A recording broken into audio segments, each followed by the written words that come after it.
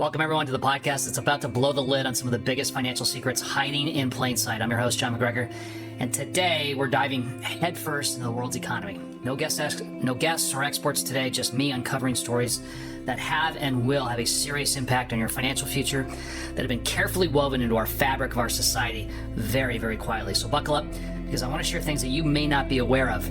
Because remember, knowledge is power, and together we will arm ourselves with the truth and stand tall against these forces that seek to keep us struggling financially. Folks, here we go. If you have concerns about your financial future, let's be honest, the world shapes your wallet. We are taking you behind the scenes to look at what's really happening in the real world.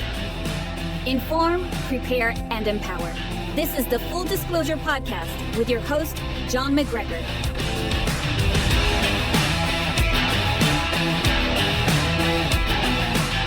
Before we dive into these stories, don't forget to hit subscribe below because you don't want to miss out on future episodes. Secondly, I've had a lot of demand for a simple and quick overview of my cash flow and wealth building strategy. So what I did was I took my 40-minute masterclass that I talk about and I boiled it down to, I think it's less than 5 minutes. It's a real concise explanation on my cash flow system, and you can check that out at go.johnmacgregor.net. It's go.johnmacgregor.net. You know, it's funny, a close friend of mine said recently, and he's spot on, basically said, you know, it's such a shame for people to not make money online with stocks and options when your 93-year-old father does it so easily. And it's just so unbelievably true. And both my dad and I were both on an incredible run this year in the markets. So, and by the way, before we get started, I wanted to share this. I had something amazing happen to me. And you guys, I wonder if you guys have heard of this Acorns investment app. And if you haven't, it's really, really cool. And you got to check it out. So basically, this Acorn app is linked to your debit or your credit cards. And as you make purchases, it rounds up any purchase to the next dollar. And then it invests your spare change and invests it into a diversified portfolio of very low-cost ETFs. So I think it's a great idea, by the way. So I set up my account probably over a year ago, and I linked it to my American Express card. And I really had forgotten about it. And just yesterday, I got an email notification. So I wanted to check out my account, and I found out I got almost $2,200 that I had no idea I had. $2,200. And it's almost like free money. And I think this would be great for anyone, but particularly someone with kids, trying to teach them the idea of saving money and investing it effortlessly by just rounding up your spare change. Oh, and by the way, if you're interested, I got a referral link where you can get a $5 bonus just for signing up. So just type Acorn in the comments, and I'll be sure you get the link. All right, let's get into these stories. Folks, we are in a financial crisis right now, and it's not getting any better. And it goes way deeper than what you think. In fact, it's just getting worse, and the squeeze is on, and the powers to be are hiding it from us. Look, we're currently sitting at $34.5 trillion in debt. And get this, take a moment and imagine how fast this debt is growing. It's mind-blowing. Our debt is growing by $1 trillion every 100 days. Think about that. $1 trillion every 100 days. I mean, how long can this go before something catastrophic happens? And check out this chart. And for those that are just listening, I'll explain it to you. This chart is just from October of 2022 to the present. October of 2022 to the present. And look at that spike in June of 2023 to the present. I mean, holy crap. That's in just a little over a year. At $31.5 trillion in June of 2023, it just spikes to where we are now at $34.5 trillion. And now, as I said, we're growing at $1 trillion every 100 days. I mean, that chart is mind-blowing. So that $34.5 trillion, if you break that down, is the equivalent of $267,000 per taxpayer. So every one of us is on the hook for $267,000 and climbing rapidly. And the interest on that debt, just to service it, is costing us, well, you and I, $762 billion just in interest per year and rising. Now, keep in mind, as a country, we bring in about $4.5 trillion in revenue. So keep that number in mind, $4.5 trillion in revenue. I'm going to throw a lot of numbers at you today, but it's really, really important you understand this. So again, revenue, $4.5 trillion in revenue every year. So that's $762 billion we have to pay in interest, which again is increasing every single day. Just in interest is the equivalent of 17% of all the revenue we bring in. Folks, this is unprecedented. And And at $1 trillion in new debt every 100 days, that interest is going to continue to eat into the revenue we need to survive as a country. The amount we spend on interest is the equivalent of our entire defense budget. Think about that. The amount we spend just on interest on our debt is the equivalent of our entire defense budget. Think about this.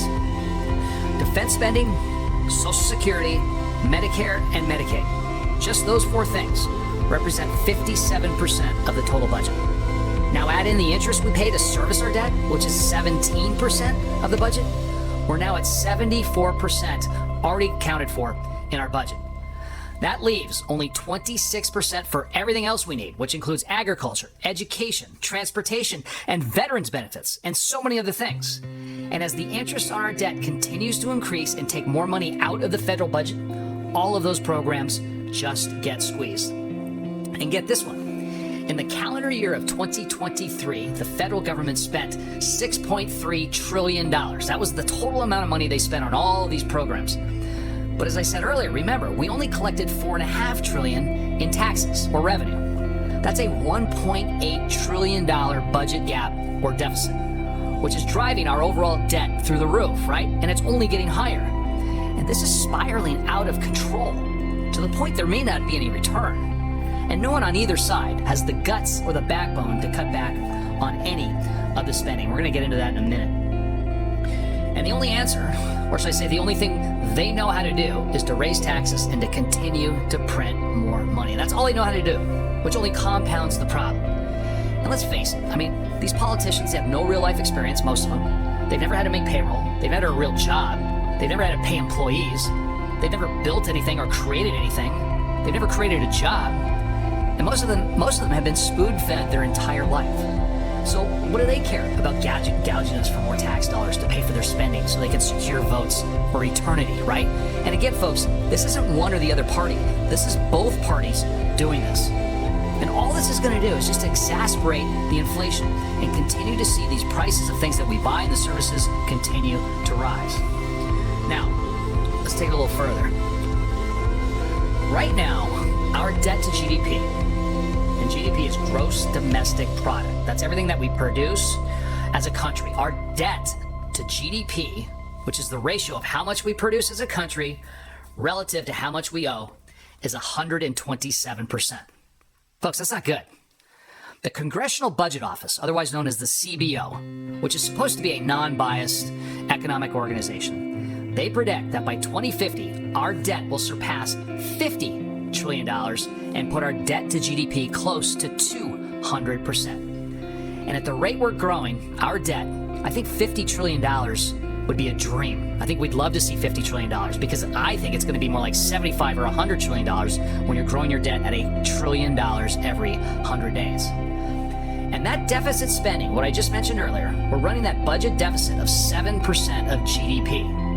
In other words, that's roughly $1.8 trillion we spend every year equates to 7% of what we produce. So stay with me here because these numbers are absolutely critical. That budget deficit of 7% of GDP is something we've only done 3 times since World War II. And those 3 times we were deep in recession and the unemployment rate was above 7%. Running a budget deficit this large at full unemployment is unheard of. It's insane. Look, Trump ran a big budget deficit, and a lot of that had to do with COVID. But this 7% number we have today doesn't even come close to what it was under Trump. But in the end, what does this all mean to all of us, right? Not only a financial crisis that's looming, something we've never seen before, but also much higher inflation going forward, a very challenging stock market, bond market, and our currency. And of course, the narrative we constantly hear is that this administration has done a great job, right? Bidenomics is amazing. The Secretary of Treasury, Janet Yellen, is Yoda, right? Whatever they say. And they're toting this notion that inflation is coming down. Folks, this is also a very, very important because too many people fall for this media headline. When you hear that inflation is coming down, all that means is that the rate of inflation growth is coming down, slowing down. Inflation is still rising, but just at a slower rate, meaning that the price of things that you buy is still going up and is still extremely high from where it was 3 years ago. So I saw an interesting inflation analysis, and he called it the Common Man CPI. In other words, the Common Man Consumer Price Index. And it's really, really interesting and revealing. And what they did was they looked at inflation, but just on things that people actually have to buy, right? The necessities, to get an accurate number of what the true inflation number is. So how's that for a novel idea, right? Let's study things that we actually need. So they looked at things like energy costs, utilities, housing, food, gas, as those examples of things that we absolutely need to survive. And they excluded things like vacations, trips to Puerto Rico, and new flat screen TVs. In other words, they excluded those things that were not necessities. Because the Bureau of Labor, who keeps track of the inflation number, they have something you may have heard of. It's called core inflation, which, get this, core inflation excludes food and energy. And they often use this to hide the true number. So can you imagine core inflation excludes two of the most important things we need to survive, which is food and energy? They claim that those two things are too volatile to include in the core inflation. So it's not a accurate reflection of what the actual inflation is. I mean, it's such a scam, and it's so misleading. It's not even funny. The problem is that eating and staying warm is pretty important, right? I would say. So the study showed, the Common Man analysis, Common Man inflation analysis showed that prices have risen far faster than wages by about 7%. And nothing is going to stop this. At least none of the proposals, none of the legislation is going to stop this. So check this chart out, showing the cost of the vital things we need to live over the past 3 years. And again, if you're driving, don't watch this. It's a really simple chart I'll explain. It's showing, going back 36 months or 3 years, rent is up 19.5%, groceries 21.1%, energy is up 32.3%, gas up 34.6%, and mortgage payments are up a whopping 66.5%. I mean, no wonder people can't afford to buy a house today. And all you hear is that inflation is coming down. Again, folks, inflation is not coming down. The rate of inflation growing is slowing down, but nothing is eating into these high costs. They are still rising, just at a slower rate. And I hope everyone understands that, because it's super important that you do. And even, by the way, even Janet Yellen, the Secretary of Treasury, acknowledged in testimony that these high prices are going to be with us for a very, very long time, if not forever. And they still want to print more money to prop up this economy and the stock market, especially now, given that it's an election season. And all that means is just higher inflation on things we buy, things that we need. And who gets screwed the most? It's always the middle class. And the people in charge today, they talk about this concept called MMT. You may have heard of this. In other words, modern monetary theory. And if you hear this term, MMT, or modern monetary theory, your ears perk up, because this is an absolute train wreck and will lead us to an economic collapse if this continues. Oh, by the way, notice I say if this continues, because this is what they're doing right now. There is nothing modern about modern monetary theory. And this isn't monetary at all. And lastly, it's a horrible theory that does not work. In fact, it only makes things worse.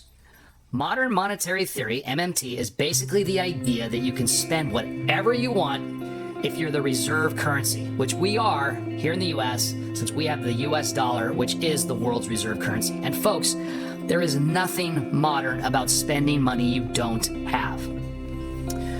Also, it's important you understand how this budget blowout works. This is an absolute shell game. They play on both sides of the political aisle. So here's what happens. Take, for example, a government agency, right? And they spend $100 billion in the current year, the current budget, right? And they want to take that up to $120 billion a year. So what do? They request in their upcoming budget $140 billion. And then they ultimately arrive at $120 billion, their ultimate goal, right? I want to repeat that because it's really important you see this concept. And I know I'm throwing a lot of numbers at you, I apologize, but I want to get this concept so you understand how this government scam actually works. You have a government agency. They spent $100 billion in the current year. That was their budget, right? And they really want to take that up to $120 billion this upcoming year. So they request in their upcoming budget $140 billion, $20 billion over what they really want. And again, they ultimately arrive at their goal of $120 billion. But here's the scam. So instead of saying we added $20 billion to our budget, they spin it by saying, look how great we are. We saved the American taxpayer $20 billion because we didn't get our $140 billion. We only got $120. In other words, this is a common shell game the government uses every single year to spend more and more money, but then spin it as if they're saving us taxpayer dollars. I mean, you follow me here? And this is the game they've been doing for years on both sides, and they'll come out with some big outlandish proposed number that they know they'll never get, and then they scale it back and then say, wow, see all the money we're saving you? How great we are? I mean, it's just unbelievable. The other thing that's costing you and I billions of dollars every single year is this use it or lose it phenomenon. Use it or lose it phenomenon. And again, it's nothing new. This is another trick in their bag. In the last month of every fiscal year, federal agencies will spend all that's left in their annual budget. Because if they don't spend all of their money in their budget, these agencies will worry that their budget will be cut by the amount they didn't spend. Hence the use it or lose it spending spree. So rather than an agency admit at the end of the year, hey, we really don't need all this money, we didn't spend it, they go out and spend it on frivolous items. It's like Christmas in September for the federal government. And the Department of Defense, I have to admit, is the worst at this. You know, there's tons of examples of this. But for example, the Department of Defense, they dropped $4.6 million on crab and lobster and $9,000 on an office chair in a last-minute spending spree. Can you imagine? $4.6 million on crab and lobster and $9 grand on an office chair. They also splurged on $7.6 million worth of workout equipment. Another agency spent $300,000 on steak, including ribeyes and top sirloins, when they didn't need to at all. I mean, as I said, there's a ton of examples of this, but this happens all the time. This is the use it or lose it spending spree. Like I said, Christmas is in September. That's just wasting billions of dollars of our hard-earned money. And I personally think the only way that we're going to solve this, or get this solved, or severely improve, I should say, is if they go to something called a zero-based budget. Zero-based budget, which means all expenses must be justified for a brand new year, brand new budget. All the different budgets must start at zero and a new budget from scratch is created. No simple add-ons to the previous budget. I think that's the only way that we're gonna get to the bottom of this and really put a dent into this federal debt that we're just growing at an astronomical rate. So just to wrap up this segment, you know, it's sad and funny. I sit in the sun every single day after my workout, and I have conversations with people of all walks of life and all demographics. And I like to bring up this topic of the economy because most people don't have a clue what's going on. And I understand, you know, I don't expect people who are working hard, trying to raise families, put food on the table to follow this stuff as closely as I do, because this is what I do for a living, right? But it still fascinates me how little people know, and it's actually scary, frankly. And when I share these numbers that I just covered with you, most of you look at me with a blank stare. They shrug their shoulders and they say, well, who cares? It doesn't affect me. I mean, it's crazy. And now, I will say, things are bad, but I don't foresee an economic collapse or a crashing stock market anytime soon. Hopefully. In fact, I think they can keep kicking the can down the road for the next 2 to 5 years, maybe even 10 years before anything catastrophic happens. But I'll tell you what, when it does, it's going to be big. Think total collapse of the economic system. And this won't even compare to what we saw in 2007. One day, these people are going to wake up and realize, these people who really have no care at all in this stuff, they're going to wake up and realize how significant this is when they're now paying over 50% in taxes, when they suddenly lose their job, their pension was slashed, their 401k was cut in half or more, their social security check was now cut by over 30 to 50%. Food supplies are minimal, medical care is extremely hard to get, and you won't be able to afford to drive your car or heat your home and so many other things. But until then, most people will bury their head in the sand as both parties now will continue to print and spend more money on things we don't need, give out more handouts domestically and around the world just to secure their political power. I'm telling you folks, a day of reckoning is coming, and it's coming fast. And this is not meant to scare you. That is not my intention at all. This is meant to awaken you to a reality so you're prepared or getting prepared. And that's why financial education is so vitally important. And that's why it's so important to take control of your own financial future and not rely on somebody else. And that's why I commend you for watching this show and others. All right, so let's move on. We got a lot more to cover.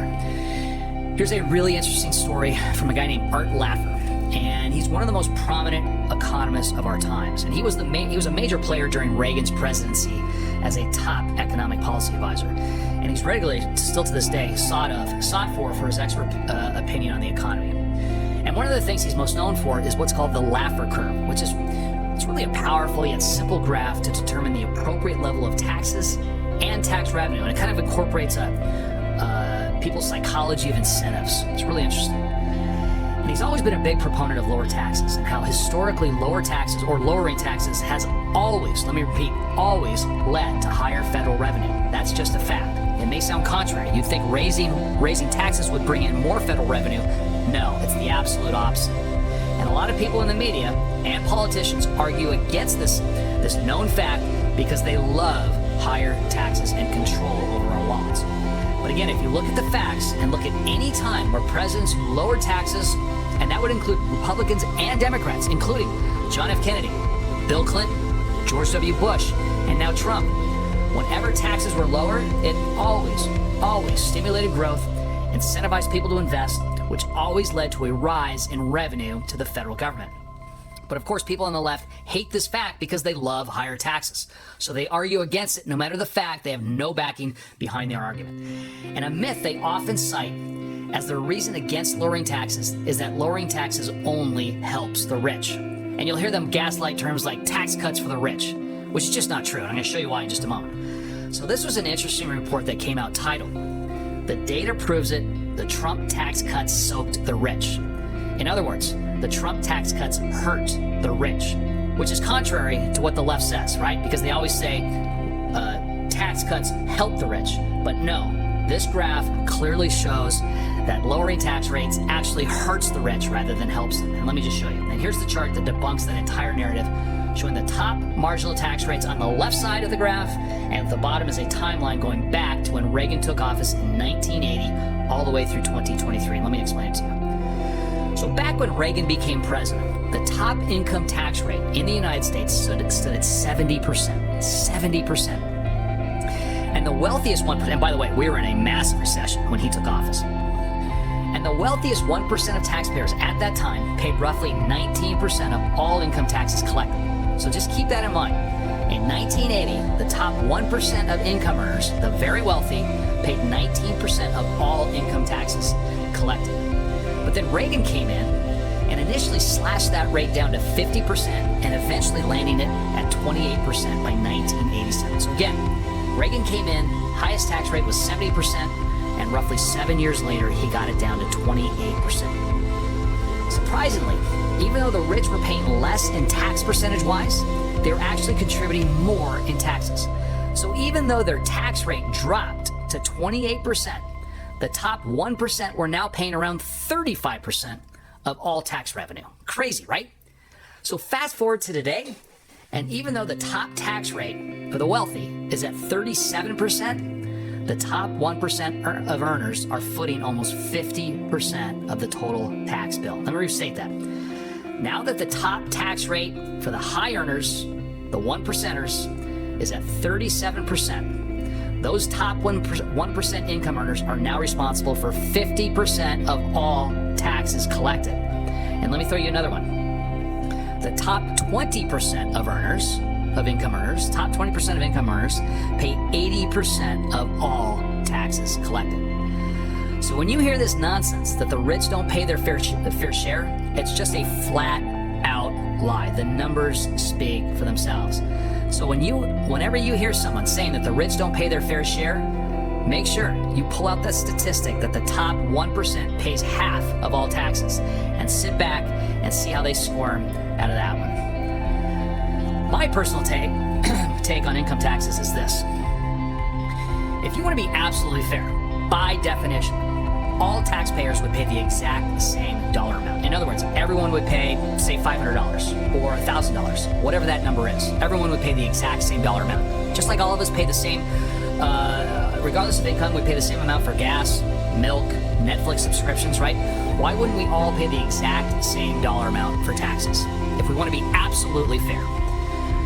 The next level of fairness, if that didn't work, which it probably wouldn't, actually, because 50% of people don't even pay taxes at all. The next level of fairness would be this. How about we all pay the same percentage of our income? In other words, this is the flat tax that you may have heard that so many people, including many brilliant economists, one being Art Laffer, who I just mentioned, that have done the analysis and have pushed hard for. So in this case, with a flat tax, we'd all pay about 15% of our income or 20% of our income. I think the number they're actually pushing for is around 18% that we would all pay on our income. I mean, this is what they do in other countries, including Hong Kong, and it's worked very, very well. Look, there'd be no tax loopholes, no more deductions, no more silly tax schemes, and you'd be able to basically fill out your tax return on a postcard that would take you 10 minutes instead of 10 hours that it does today. And you wouldn't have to pay an accountant hundreds, if not thousands of dollars to do this for you. But instead, we have this progressive tax system where the tax rate increases as you make more money, which is basically punishing you for working harder to make more money and be more successful, right? And by the way, that flat tax idea has been talked about for years, and every study and analysis that I've seen shows that it would lower the overall tax burden for most taxpayers, especially the middle class, while generating even more revenue for the federal government than our current progressive tax system by far. And by the way, on a side note, doesn't it just blow your mind that our tax code and regulations, which is over 75,000 pages, yeah, you heard me correctly, our tax code and the regulations, 75,000 pages, is so complicated and so convoluted that you have to hire somebody to do your taxes for you, in most cases. And by the way, despite the complexity of our tax system, you know this, if you do something wrong, you're in big, big trouble. And good luck trying to reach somebody at the IRS with a question. Oh, by the way, I just read this in prep for the show. On the IRS website, irs.gov, an individual taxpayer is estimated to spend 13 hours just to prepare and file one annual tax return. 13 hours, which means if you add it all up, Americans will spend 6.5 billion hours on income taxes. I mean, what a complete waste of time, not to mention costs. It's unbelievable. So, on this subject of the federal budget, this is interesting and scary and sad. Do you want to know the fastest growing component of our budget is? The fastest growing component of our budget. It's fraud.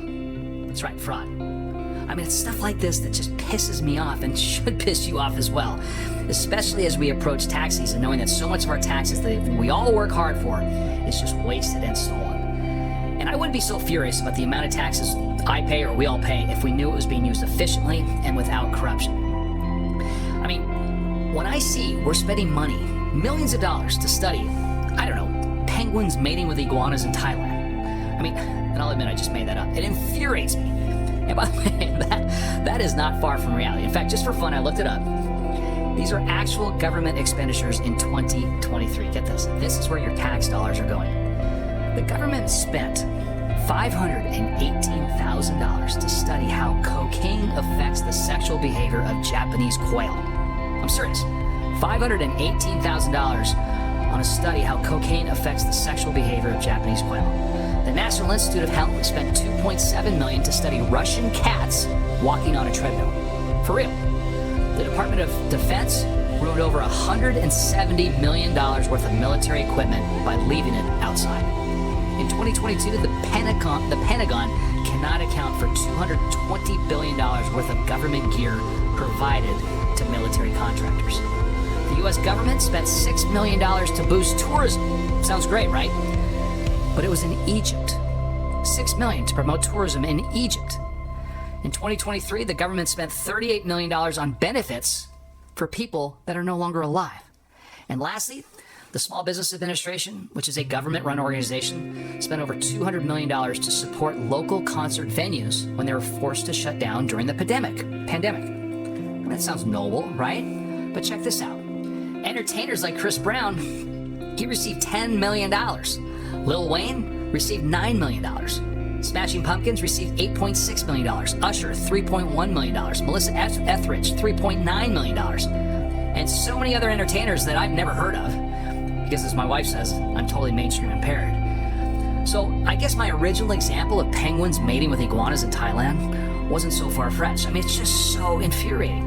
And get this one. The the study by the Heritage Foundation found erroneous payments by programs from Medicare to Medicaid to food stamps to the COVID PPP program have grown by more than 500% over the past 16 years. Erroneous payments grown by 500%. And the answer we will never hear is we're going to get to the bottom of this, which they never do, and no one is ever held accountable for any of this stuff. And the answer is, as always, we just got to raise taxes to fund these expenses. I'm pretty sure if they cut half of the corruption and the waste of government spending, they could easily lower our taxes and significantly raise revenue. But frankly, that would be way, way too much work. I mean, someone needs to tell government that before they call again to soak the rich, how about finding these fraudsters and getting our money back? I mean, just in Medicare, there's $47 billion in overpayments. There's $81 billion in overpayments for Medicaid. It's just 2022. It's just absolutely disgraceful. All right, folks, our last and most outrageous story in my mind. Well, I should say it's the most outrageous. But this last story is outrageous, but again, not surprising. And here's the lowdown. My wonderful state of California is hiking up the minimum wage for fast food workers to $20 an hour starting next month, which is just going to crush restaurants and hit it where it hurts, which is right in their wallet. But of course, it's not just going to hit the restaurants, it's going to hit the workers as well. This is no more than a political scheme to attract more younger voters. Whenever you raise the minimum wage, businesses cut back on hours, they hire fewer people, they automate the systems so they need fewer workers. I mean, just go to a McDonald's and they've got electronic kiosks to take your orders. No more people. Businesses will often close locations, or they even close down in general, or they'll move their business out of those states, which, by the way, is happening fast here in California as hundreds of businesses are closing shop every single year and moving to more business-friendly states. All under this political BS narrative that they're trying to help people when in fact it actually hurts businesses and individuals. There was a Twitter post, well, I guess you call it an X post now, right? It's still going viral today. A guy who posted went into a Five Guys burger joint. He ordered a bacon cheeseburger, fries, and a Coke. With a $2 tip, his total bill was $24.10. Cheeseburger, fries, and a Coke, $2 tip, $24.10. I had a similar experience not too long ago. So the other day I was pressed for time, and I went into a McDonald's. I ordered a simple cheeseburger and a small fries. That's it. No drink. Cheeseburger, those small little cheeseburgers, fries, small fries, no drink, $8.62. I mean, fast food is now becoming a luxury because of these regulations that they're putting on small businesses. Look, fast food was never designed, or a fast food job was never designed to be a career move, and it's not meant to support a family. It's where you get started, where you learn some basic skills, some discipline. It's not meant to be a career for most people. Yet some people, I agree, they climb the ranks, they become managers, general managers, go into corporate, get their own franchise, which is amazing. But that rarely ever happens. So anyway, here's the kicker to the story. When our governor, Gavin Newsom, enacted this $20 minimum wage, he decided to sneak in a little loophole for the Panera Bread franchises. These are these casual restaurants that sell soups and salads and sandwiches and some baked goods, right? And they're all over California and perhaps elsewhere outside of California. So Gavin Newsom snuck in a little loophole for the Panera Bread franchise because, get this, they bake their own bread. So because they bake their own bread, they're not subject to the $20 minimum wage. Interesting, right? But wait, here's something really, really interesting. Coincidentally, one of Gavin's best friends and big-time political contributor is this billionaire Greg Flynn, who, get this, he happens to own 137 Panera locations. So according to the California Globe, Flynn and Newsom, they go way back. They went to the same high school, right? And they've been involved in some business deals together. And get this, Flynn has dropped over $160,000 into Newsom's campaign coffers. Oh, and there's more. Flynn's net worth is about $1.1 billion, and he's been tossing cash at Newsom's campaign like it's confetti.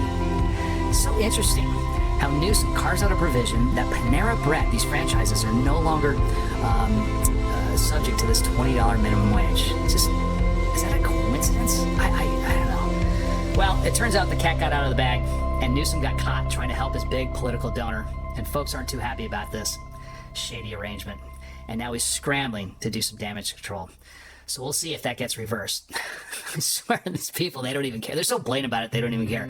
Check out this soundbite. There were some discussions around bakeries and this and that, but in relationship to this story, it's absurd. You said it's absurd, but when somebody brought that to your attention earlier... There's a provision in this bill that exempts bakeries, carving out essentially Panera and Boudin. I mean, that's a part of the sausage making. That was part of 257, the original bill, and we went back and forth, and that was part of the negotiation. It's the nature of negotiation. Well, that's part of the sausage making. It's a coincidence that this new minimum wage law did not impact a campaign contributor of yours. It does.